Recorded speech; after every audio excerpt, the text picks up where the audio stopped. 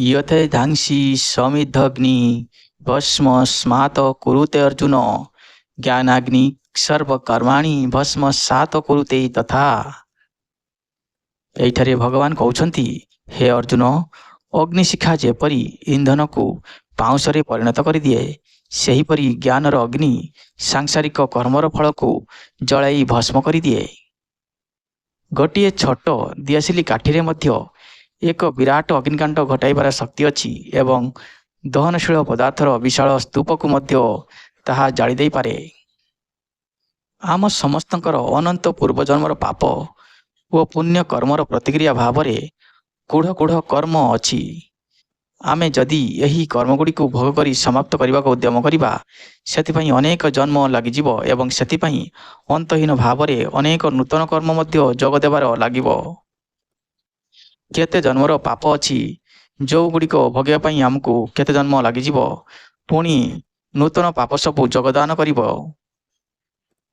କିନ୍ତୁ ଶ୍ରୀକୃଷ୍ଣ ଅର୍ଜୁନଙ୍କୁ ଦୃଢ଼ ପ୍ରତିଶ୍ରୁତି ଦେଉଛନ୍ତି ଯେ ଏହି ଜନ୍ମରେ ହିଁ ସେହି କର୍ମର ଭଣ୍ଡାରକୁ ଭସ୍ମ କରିବାର ଶକ୍ତି ଜ୍ଞାନରେ ଅଛି।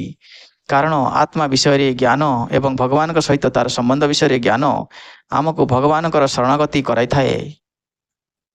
ଆମେ ଯେତେବେଳେ ଭଗବାନଙ୍କର ଶରଣାଗତି ନେଉ, ସେ ଆମର ଅନନ୍ତ ଜନ୍ମର ସଞ୍ଚିତ ପାପ କର୍ମକୁ ଭସ୍ମ କରି ଆମକୁ ଭୌତିକ ବନ୍ଧନରୁ ମୁକ୍ତି କରିଦିଅନ୍ତି। ଶ୍ରୋତାବନ୍ଧୁ, ଭଗବାନ ଏଠାରେ କହିଛନ୍ତି, ଖାଲି ଶରଣାଗତି ଦ୍ୱାରା ମଣିଷର ଅନେକ ଜନ୍ମର ପାପର ସେ ମୁକ୍ତି ପାଇପାରିବ।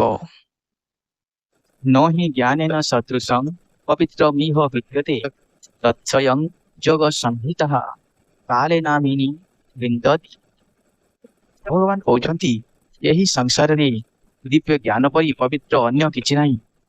ଯିଏ ସୁଦୀର୍ଘ ଯୋଗ ସାଧନା ଦ୍ୱାରା ମନକୁ ଶୁଦ୍ଧ କରିଥାଏ, ସମୟାନୁକ୍ରମେ ସେହି ଜ୍ଞାନକୁ ସେ ଅନ୍ତଃକରଣରେ ପ୍ରାପ୍ତି କରେ।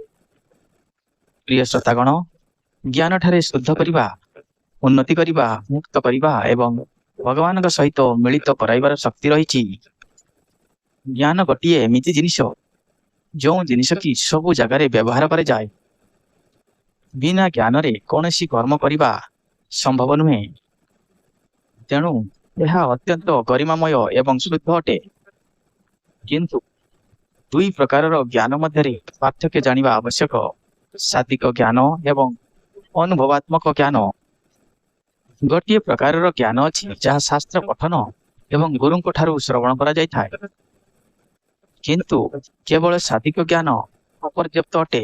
ଏହା ଏପରି ଅଟେ ଯେପରି ଜଣେ ପାକଶାସ୍ତ୍ର ପଠନ କରିଥାଏ କିନ୍ତୁ କେବେ ରୋଷେଇଶାଳାକୁ ଯାଇନଥାଏ।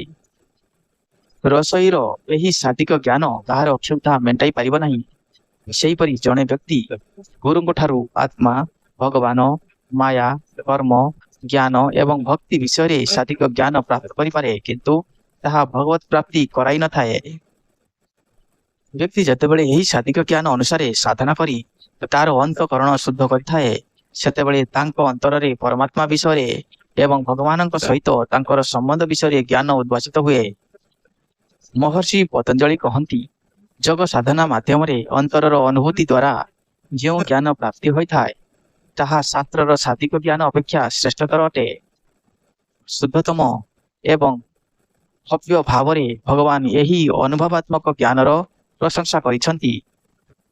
ଶ୍ରଦ୍ଧାବାନ ଲଭତେ ଜ୍ଞାନ ତତ୍ପରା ସଞ୍ଜତେନ୍ଦ୍ରିୟଃ ଜ୍ଞାନଂ ଲବ୍ଧ୍ୱା ପରଂ ଶାନ୍ତି ମଚିରେଣତି ଗଚ୍ଛତି।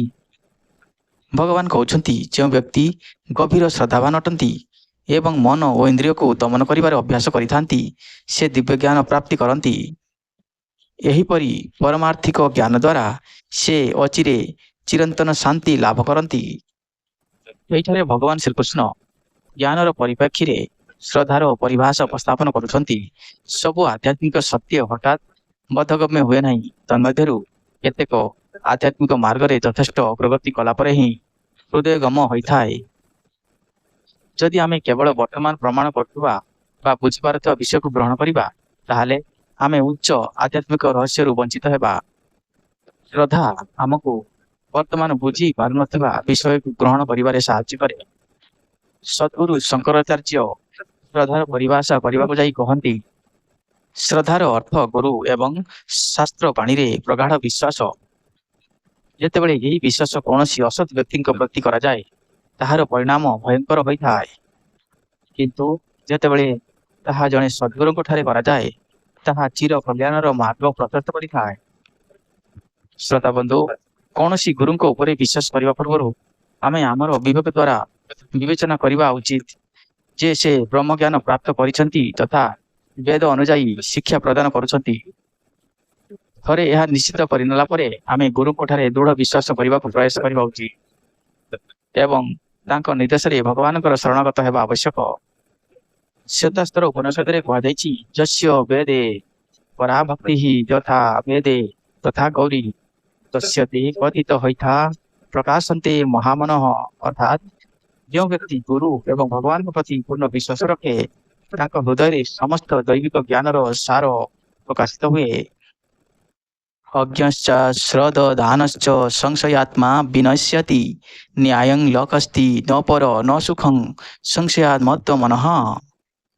ଏଇଠାରେ ଭଗବାନ କହୁଛନ୍ତି, ଯେଉଁ ବ୍ୟକ୍ତିର ବିଶ୍ୱାସ ବା ଜ୍ଞାନ ନାହିଁ ଏବଂ ସ୍ୱଭାବତଃ ଯେଉଁମାନେ ସନ୍ଦେହୀ ହୋଇଥାନ୍ତି ତାଙ୍କର ଅଧୋଗତି ହୋଇଥାଏ। ଏପରି ଏକ ସଂଶୟଯୁକ୍ତ ଆତ୍ମା ଇହଲୋକରେ ବା ପରଲୋକରେ ସୁଖ ପାଇନଥାଏ। ପ୍ରିୟ ଶ୍ରୋତାଗଣ, ଭକ୍ତି ରସାମୃତ ସିନ୍ଧୁ ସାଧକମାନଙ୍କର ବିଶ୍ୱାସ ଓ ଜ୍ଞାନର ମାତ୍ରା ଅନୁସାରେ ସେମାନଙ୍କୁ 3 ଶ୍ରେଣୀରେ ବିଭକ୍ତ କରାଯାଇଥାଏ। ଯାହାର ଶାସ୍ତ୍ର ଜ୍ଞାନ ଥାଏ ଏବଂ ତା ସହିତ ଦୃଢ଼ ବିଶ୍ୱାସ ମଧ୍ୟ ଥାଏ ସେ ଶ୍ରେଷ୍ଠ ସାଧକ ଅଟନ୍ତି। ମଧ୍ୟମ ଶ୍ରେଣୀ ସାଧକଙ୍କର ଶାସ୍ତ୍ର ଜ୍ଞାନ ନଥାଏ କିନ୍ତୁ ଗୁରୁ ଏବଂ ଭଗବାନଙ୍କ ପ୍ରତି ଶ୍ରଦ୍ଧା ଥାଏ। ନିମ୍ନ ଶ୍ରେଣୀର ସାଧକମାନଙ୍କର ଶାସ୍ତ୍ର ଜ୍ଞାନ କିମ୍ବା ବିଶ୍ୱାସ ମଧ୍ୟ କିଛି ନଥାଏ। ଏହି ତୃତୀୟ ଶ୍ରେଣୀର ସାଧକମାନଙ୍କ ଉଦ୍ଦେଶ୍ୟରେ ଶ୍ରୀକୃଷ୍ଣ କହୁଛନ୍ତି ଯେ ସେ ଏହି ଜନ୍ମରେ ବା ପରଜନ୍ମରେ ସୁଖ ପାଇବେ ନାହିଁ। ସାଂସାରିକ କାର୍ଯ୍ୟମାନଙ୍କରେ ମଧ୍ୟ ବିଶ୍ୱାସର ଆବଶ୍ୟକତା ରହିଥାଏ। ଉଦାହରଣ ସ୍ୱରୂପ, ଆପଣ ଗୋଟିଏ ଜାଗାକୁ ଯାଉଛନ୍ତି। ସେହି ଜାଗାକୁ ଯିବା ପାଇଁ ହେଲେ ଆପଣଙ୍କୁ କୌଣସି ଯାନବାହନର ଆବଶ୍ୟକତା ପଡ଼ିବ। ଆପଣ ଯାନବାହନ ଖୋଜି ଖୋଜି ଗୋଟିଏ ଗାଡ଼ିରେ ବସି ସେ ଜାଗାକୁ ଯାତ୍ରା କଲେ। ଆପଣଙ୍କର ବିଶ୍ୱାସ ଅଛି ଯେ ଗାଡ଼ି ଚାଳକ ଆପଣଙ୍କୁ ଠିକ୍ ଜାଗାକୁ ନେଇ ପହଞ୍ଚାଇ ଦେବ। ସେହି ବିଶ୍ୱାସ ପାଇଁ ଆପଣ ଗାଡ଼ିରେ ବସି ଚାଲିଗଲେ। ଯଦି ଆପଣଙ୍କର ବିଶ୍ୱାସ ନଥାନ୍ତା ଗାଡ଼ି ଚାଳକ ଜଣକ ଆପଣଙ୍କୁ ଠିକ୍ ମାର୍ଗକୁ ନେଇ ପହଞ୍ଚାଇବ, ତାହେଲେ ଆପଣ ସେହି ଗାଡ଼ିରେ କେବେ ବସିନଥାନ୍ତେ। ଏ ସଂସାରରେ ପ୍ରତ୍ୟେକ ମୁହୂର୍ତ୍ତରେ ବିଶ୍ୱାସର ଆବଶ୍ୟକ ପଡ଼ିଥାଏ। ବିନା ବିଶ୍ୱାସରେ ଆପଣଙ୍କର କୌଣସି କାମ ହେବ ନାହିଁ। ସେହିପରି ଜଣେ ବ୍ୟକ୍ତି ସେଲୁନକୁ ଦାଢ଼ି କାଟିବା ପାଇଁ ଯିବେ। ଚୌକିରେ ବସିବା ପରେ ବାରିକ ତାଙ୍କ ଗଳାରେ ଧାରୁଆ ଛୁରୀଟି ଲଗାଇଦେବ। ସେ ଯଦି ସନ୍ଦେହ କରିବେ ଯେ ବାରିକର ତାଙ୍କୁ ହତ୍ୟା କରିବାର ଉଦ୍ଦେଶ୍ୟ ଅଛି, ତେବେ ସେ ଚୌକିରେ ସ୍ଥିର ହୋଇ ବସିପାରିବେ ନାହିଁ କିମ୍ବା ବାରିକ ତାଙ୍କ ଦାଢ଼ି କାଟିପାରିବ ନାହିଁ। ତେଣୁ ଏହି ଶ୍ଲୋକରେ ଭଗବାନ କହୁଛନ୍ତି ଯେ ଜଣେ ସନ୍ଦେହୀ ବ୍ୟକ୍ତି ପାଇଁ ଇହଲୋକରେ ବା ପରଲୋକରେ କୌଣସି ଲୋକରେ ମଧ୍ୟ ସୁଖ ନାହିଁ। ସନ୍ଦେହ ଗୋଟିଏ ଏମିତି ନିଆଁ ଯେଉଁ ଜାଗାରେ ଲାଗିଯାଏ ସେ ଜାଗାକୁ ସିଏ ଜାଳିପୋଡ଼ି ଛାରଖାର କରିଦିଏ। ହେ ଶ୍ରୋତାଗଣ, ଆପଣମାନେ ପ୍ରତ୍ୟେକ କଥାରେ ସନ୍ଦେହ କରିବା ଛାଡ଼ି ଦିଅନ୍ତୁ। ସନ୍ଦେହ ବହୁତ ଖରାପ ଜିନିଷ ଅଟେ। ସନ୍ଦେହ ପାଇଁ ସମ୍ପର୍କରେ ଦାଗ ଲାଗିଯାଏ। ୟୋଗ ସନ୍ନ୍ୟସ୍ତ କର୍ମଣାଂ ଜ୍ଞାନ ସନ୍ନିଚ୍ଛନ ସଂଶୟମ୍ ଆତ୍ମବନ୍ତଂ ନ କର୍ମାଣି ନିବଦ୍ଧନ୍ତି ଧନଞ୍ଜୟ।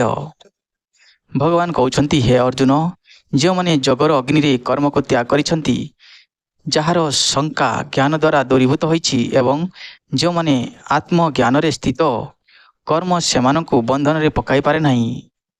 ଭଗବାନ ଏଠାରେ କହୁଛନ୍ତି, ବିଧି ବିଧାନଯୁକ୍ତ ତଥା ସାମାଜିକ କର୍ତ୍ତବ୍ୟ ଭାବରେ କରାଯାଉଥିବା କାର୍ଯ୍ୟକୁ କର୍ମ କୁହାଯାଏ। ସନ୍ନ୍ୟାସ ଅର୍ଥ ତ୍ୟାଗ ଏବଂ ଯୋଗର ଅର୍ଥ ଭଗବାନଙ୍କ ସହିତ ମିଳନ। ଏଇଠାରେ ଭଗବାନ ଯୋଗ ସନ୍ନ୍ୟସ୍ତ କର୍ମାଣଂ ଶବ୍ଦ ପ୍ରୟୋଗ କରିଛନ୍ତି। ଯେଉଁମାନେ ବିଧିବିଧାନଯୁକ୍ତ ସମସ୍ତ କର୍ମକୁ ତ୍ୟାଗ କରି ଶରୀର, ମନ ଓ ଆତ୍ମାକୁ ଭଗବାନଙ୍କ ପ୍ରତି ସମର୍ପିତ କରିଥାନ୍ତି, ଏହା ସେ ସେମାନଙ୍କ ଉଦ୍ଦେଶ୍ୟରେ କହିଛନ୍ତି। ଏହିପରି ବ୍ୟକ୍ତିମାନେ ତାଙ୍କର ସମସ୍ତ କର୍ମ ଭଗବାନଙ୍କର ସେବା ରୂପରେ କରିଥାନ୍ତି। ଭଗବାନ କହୁଛନ୍ତି, ସେମାନଙ୍କର ଭକ୍ତିଯୁକ୍ତ କର୍ମ ତାଙ୍କୁ ବନ୍ଧନରେ ପକାଇପାରେ ନାହିଁ।